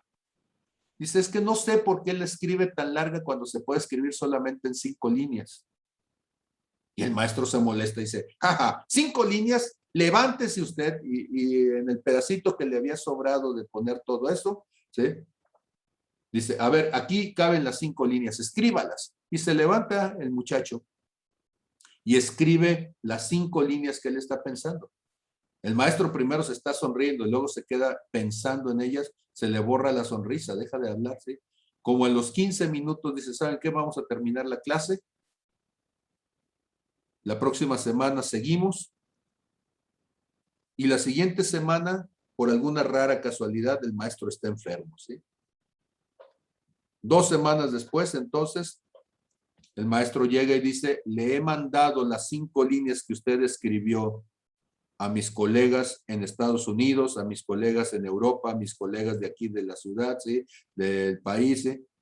Y todo el mundo me pregunta que cómo se me ocurrió eso, porque es una forma muy novedosa de demostrar, ¿sí? Dice, pero yo quiero pedirle humildemente que ahora nos explique cómo es que estaba pensando eso. Bueno, pues a este muchacho le acaban de dar, ahora ya, él ya terminó la licenciatura, la maestría, el doctorado, ¿sí? De matemática, y le acaban de dar un premio internacional precisamente por una de sus respuestas a uno de los teoremas clásicos en el campo de teoría de números, ¿sí? De eso estamos hablando, de un pensamiento divergente, nuevos resultados. Entonces, de hecho, hoy en día la presencia de creatividad es un requisito básico para hablar de personas que son superdotados intelectualmente. Entonces, un superdotado no es el que tiene la capacidad de un perico repetidor, sino el que tiene la capacidad de pensar diferente a como todos han pensado hasta ese momento. Guilford propuso entonces por primera vez el concepto de pensamiento divergente en la década de 1950, cuando se dio cuenta de que las personas creativas tienden a exhibir este tipo de pensamiento divergente más que otras personas. De este modo, el pensamiento divergente fue asociado con la creatividad y le fueron designadas varias características. Primero, que el pensamiento divergente es fluido, hay fluidez, y es la capacidad de producir un gran número de ideas o soluciones a problemas en un corto periodo de tiempo. Si se les ocurre, a ver, podemos hacer esto, podemos hacer aquello, ¿sí? Flexibilidad, la capacidad de proponer simultáneamente una variedad de enfoques distintos, ¿sí? De un mismo problema específico. Originalidad, que es la capacidad de producir ideas nuevas y originales, y elaboración, que es la capacidad de sistematizar y organizar los detalles de una idea en la cabeza, decir, aquí lo tengo, pero poderlo llevar a cabo, traer a la realidad. Guilford creía que las pruebas estándar de inteligencia no favorecen el pensamiento divergente, dado que por su visión estandarizada del pensamiento trabajan mejor para pensadores convergentes. Sí, pero los pensadores convergentes están cerrados a la respuesta única que debe de llevarse a cabo.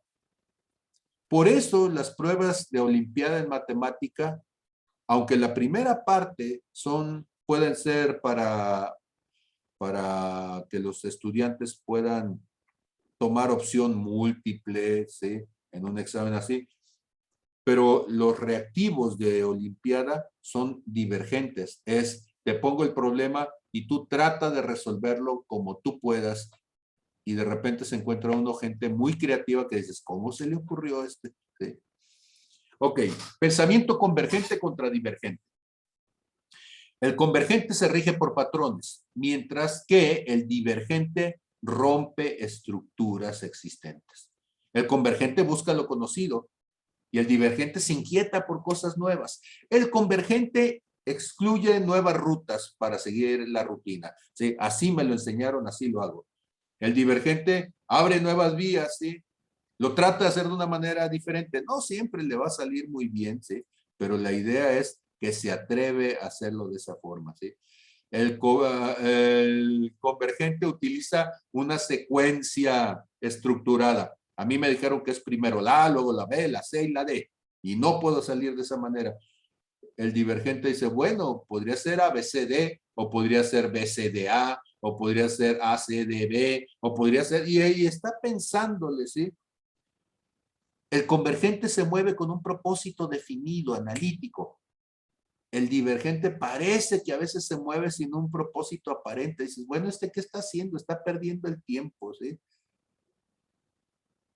El convergente responde a un proceso finito. Así es, y estas son las opciones, las tengo contadas y no hay más. El divergente responde a procesos probables. No sé cuál podría ser finalmente la respuesta, pero creo que por aquí. El convergente se conforma con las mejores maneras conocidas. Él dice, esto está probado y no hay mejor forma de hacerlo. El divergente toma el riesgo de incursionar en nuevas formas, nuevas maneras, ¿sí? El convergente tiene una inteligencia ejecutiva. Ejecutivo significa, aquí hay un modelo, aquí hay una forma, esto es lo que debemos de hacer. El divergente tiene una inteligencia cultural. Inteligencia cultural significa, bueno, hay gente que lo hace así en un país, pero hay gente que en otro país lo hace distinto y está tratando de ver cuál de las dos puede ser mejor, ¿sí? O incluso la mezcla de ambas. El convergente tiene la tendencia a formalizarlo todo. El divergente tiene la tendencia a innovarlo todo, buscar formas nuevas, ¿sí?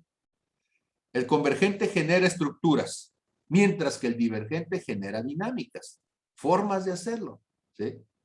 La estructura siempre va a estar cambiando. El convergente tiene un pensamiento vertical y el divergente tiene un pensamiento en paralelo. Significa entonces que yo lo pienso de una manera, tú lo piensas de otra, pero no necesariamente es que ninguno de los dos estemos mal. Entonces tenemos que buscar cuáles son los puntos de acierto en cada uno de los dos. El convergente tiene un pensamiento lineal, ¿sí? Una cosa sigue a la otra, pero el pensamiento divergente es disruptivo. Dice, no sé de dónde se me ocurrió, pero tengo una nueva idea, ¿sí? O sea, hay un punto donde no puedo decirte qué fue lo que sucedió, pero en esa disrupción, en ese quiebre, pueden suceder cosas, pueden conocerse cosas que no habíamos pensado. El convergente tiende a lo predecible, lo seguro. El divergente tiende a lo impredecible y eso conmociona. El convergente genera ámbitos estáticos que le van a otorgar confort, ¿sí? No quiere salirse de su zona de confort. En cambio, el divergente propicia ámbitos caóticos que le generan una emoción creativa. Entonces está diciendo, a ver, si lo tumbamos todo, a ver, échenlo todo abajo y vamos a volverlo a levantar a ver si ahora nos sale mejor, ¿sí? Ok. La física gravitacional nos muestra lo que es el pensamiento convergente. ¿En qué consiste la física gravitacional? Los planetas se mueven lentamente. La malla gravitacional está allí. Podemos predecir cuándo y dónde va a pasar el próximo cometa Halley. ¿Cuántos años va a tardar en llegar? ¿Sí? Ese es el pensamiento convergente. En cuanto, el pensamiento divergente es como la física cuántica, ¿sí? Tú sabes que hay un electrón a una velocidad, pero no sabes dónde está. Y si sabes dónde está, entonces no sabes a qué velocidad se va a mover. O sea, tú no sabes, perdón, no sabes el espacio, sabes la velocidad, pero no en dónde está su trayectoria. Entonces tú dices, ay, ¿y eso cómo es? Y, entonces, siempre hay una incompletud. Y así es la física cuántica. Hay un punto medio. Pues eso es lo que se está buscando, la teoría unificada de la física, y eso es lo que se está buscando, pues un punto de equilibrio entre lo convergente y lo divergente siempre, ¿sí? Hay una estructura de verbos, igual que la taxonomía de Bloom tiene verbos, también la taxonomía de Guilford los tiene, ¿sí? Entonces, hay una diferencia, por ejemplo, entre competencias y objetivos. Una competencia es la capacidad que tiene una persona de resolver problemas dentro de su contexto y generar nuevos conocimientos. Un objetivo de aprendizaje es planear los procesos de aprendizaje en cada uno de los diferentes saberes, enfatizando en asumirlos como conductas observables. Se utiliza la misma estructura de los verbos que en la taxonomía de Bloom. Los verbos utilizados para la formulación de objetivos en su mayoría son una carga de lo que Guilford denomina producción convergente. ¿Sí? Entonces dice, sí, los convergentes lo piensan de esa manera. La acción educativa busca la respuesta singular, única, traducida en un aprendizaje observable y medible.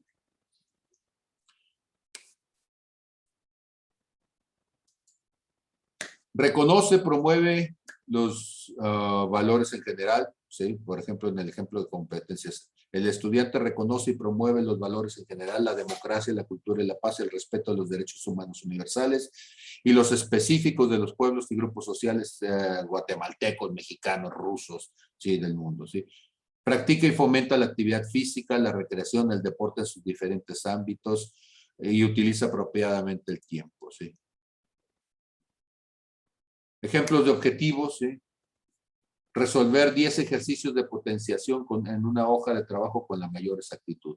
Describir con pertinencia las características de cada una de las partes de la flor en 5 minutos, ¿sí? Etcétera, etcétera. Ok. ¿Conocían ustedes de Guilford? Yo no lo había escuchado más. No, tampoco, maestro. Sí. Ahora, ¿han escuchado del pensamiento divergente? Bueno, de la creatividad sí, ¿verdad? Pero hay un problema con eso. Nuestros sistemas educativos no toleran a las personas divergentes. Al maestro le repatea, ¿sí? Porque él está pensando, ¿sí? A ver, díganme algo, pregúntenme algo que ustedes tendrían la respuesta obvia.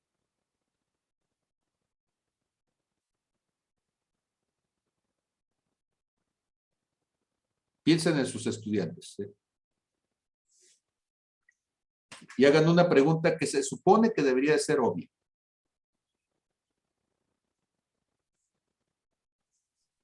¿Cuántos lados tiene un cuadrado? ¿Cuántos lados tiene un cuadrado?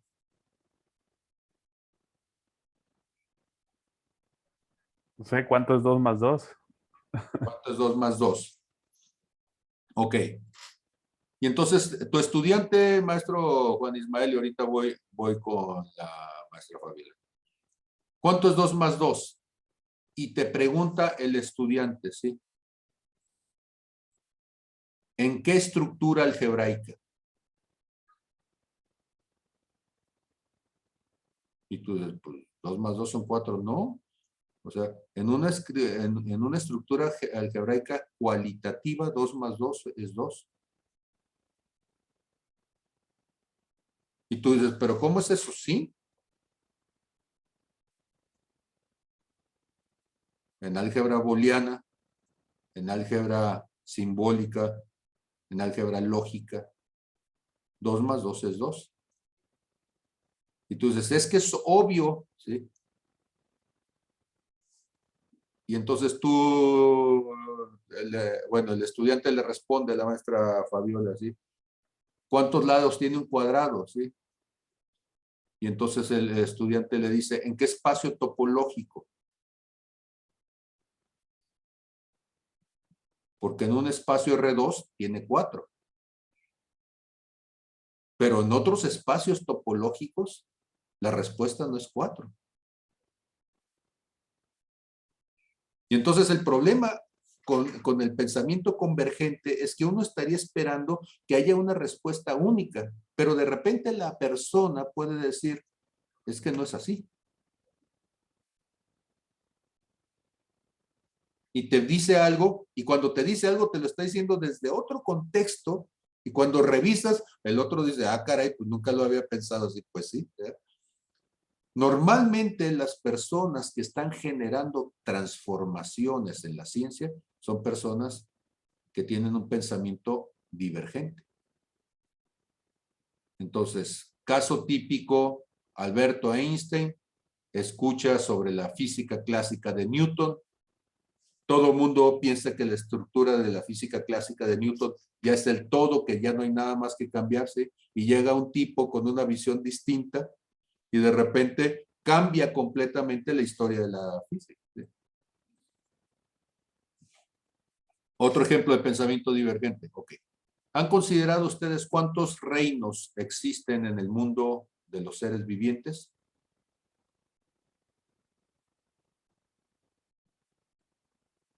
A ver, hay plantas.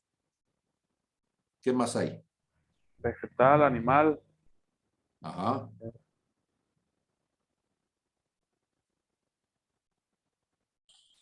De los hongos, ¿cómo? No recuerdo. Entonces, Fuji. Los bacterias, virus, algo así. Ajá. Y entonces, dice, hay vegetal, animal, ¿sí? Fungi, que son los hongos, protista y monera, y donde estamos hablando de virus, estamos hablando de bacterias y demás, ¿sí? Pero esa clasificación es una clasificación relativamente nueva. ¿Por qué? Porque durante siglos se pensaba nada más había plantas y animales. Después dijeron, es que los hongos no pueden ser vegetales, no pueden ser plantas, ¿sí?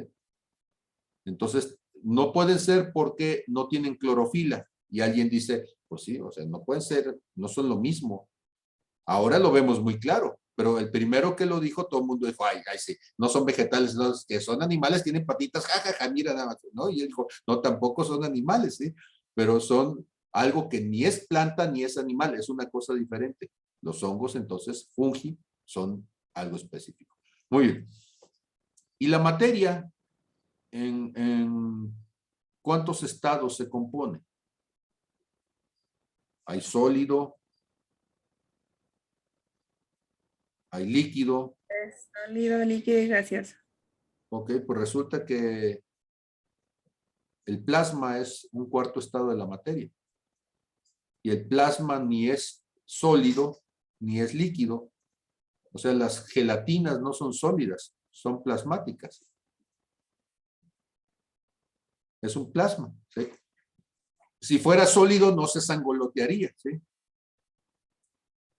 Entonces, la elasticidad que tiene se debe a que son plasma y no que son un sólido. Y entonces resulta que cuando uno lo empieza entonces a revisar, a alguien se empieza a ver algo que los demás no lo ven, y llega esta persona con pensamiento divergente y rompe el modo de pensar, mostrando que había algo más, ¿sí? Ok. Ya no vamos a tener tiempo, pero ustedes por favor revisen de los siguientes videos de Néstor Braidot antes de leer leer el material, para que entonces eso les facilite aún más la lectura, ¿sí? Entonces, ¿qué van a tener ustedes por aquí? Aquí tenemos a Néstor Braidot, ¿sí? Inteligencia e intuición, el poder del pensamiento, foco, concentración y densidad de atención, atención, concentración e inteligencia, para poder llegar entonces al libro de Cómo funciona tu cerebro para dummies de Néstor Braidot, ¿sí? ¿Cuál es la idea entonces de esto?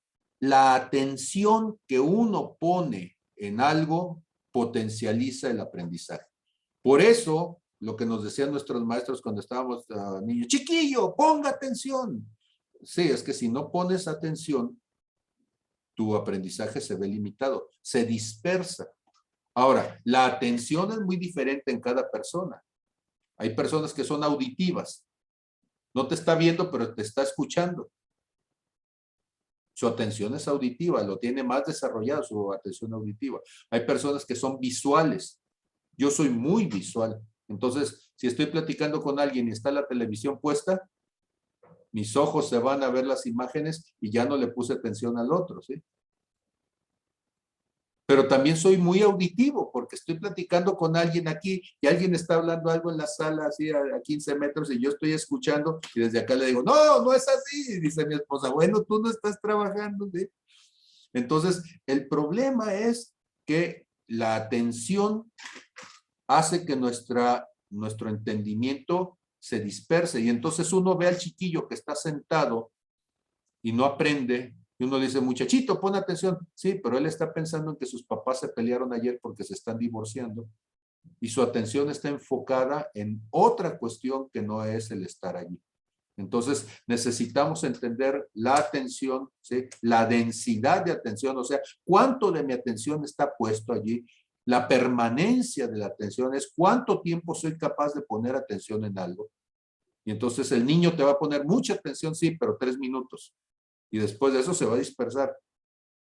O 5 minutos o 10 minutos. Y tenemos que trabajar con nuestra capacidad de atención para poder soportar al tipo Pablo Cancino, ¿sí? Durante las 2 horas o 5 horas que nos tocan el doctorado, ¿sí?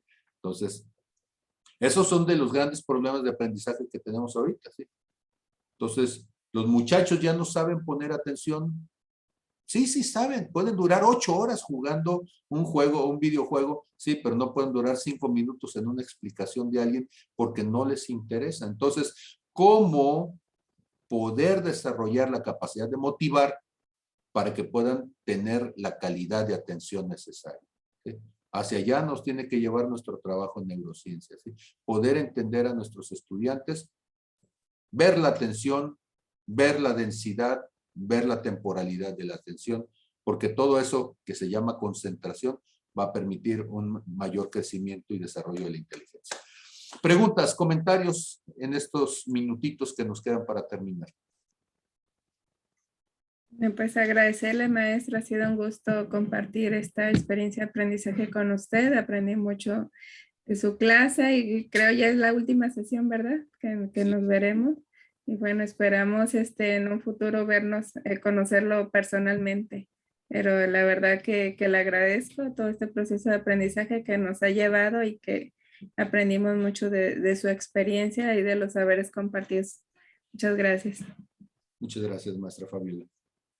Sí, igualmente, maestro, agradecer por todo lo que nos ha enseñado, lo que hemos aprendido nosotros en los libros que nos ha otorgado. Y ahorita escuchándolo, yo pongo mucha atención en sus clases, o trato de poner mucha atención porque yo soy muy como distraído, me pasa algo y pues me distraigo, soy muy visual, pero también auditivo y yo creo que de los maestros que nos ha tocado, pues, hasta ahora, pues usted es uno de los que ha generado mucha atención de parte mía y que, pues, sí, realmente todos esos ejemplos en cómo el contenido la información que nos quiere dar, lo hace ver tan fácil, pues, con los ejemplos que da. O sea, yo la verdad, verdaderamente, pues, he entendido muchas cosas y me llevo eso, o sea, de cómo usted pues logra hacer que nosotros entendamos más sencillo pues lo que es la información. Entonces agradezco mucho, maestro, y pues de igual manera yo creo que nos gustaría haberlo conocido ya así de manera presencial y pues ojalá tengamos el gusto de más adelante pues volver con usted. Va a ser un privilegio. Yo también me siento muy agradecido con ustedes. Les he dicho ya en 2 ocasiones, la tercera otra vez, ¿verdad? Sí. Que hay estudiantes que nos marcan. El caso particular de ustedes me ha marcado. Casi anhelo dejarles más tareas con tal de leerlos, porque de veras es el poder tener acceso a cómo una persona va desarrollando sus procesos hace que valgan la pena 30 años de experiencia, ¿sí? Realmente se han convertido para mí en un regalo en esta etapa de mi vida. Hay días en donde uno siente que quizá no eres lo que quisieras ser, que no te sientes que has alcanzado los estándares que hubieras querido, pero de repente te toca conocer gente como ustedes que entienden el método, que le sacan provecho, que ven que no es simplemente ideas de viejito, sino que es el deseo de que puedan ustedes desarrollarse y hacen que valga la pena el trabajo. Entonces me siento muy agradecido con ustedes por todo lo que yo he recibido también de ustedes. Ha sido muy emocionante para mí poderlos leer. Entonces, les doy gracias y vamos a terminar entonces en este momento nuestra clase. Les deseo un buen provecho y un excelente tiempo con sus demás docentes. Gracias y hasta luego. Muchas gracias, maestro. Hasta luego, un placer. Muchas gracias, maestro. Cuídense mucho. Igualmente. Hasta luego. Cuídense, hasta luego.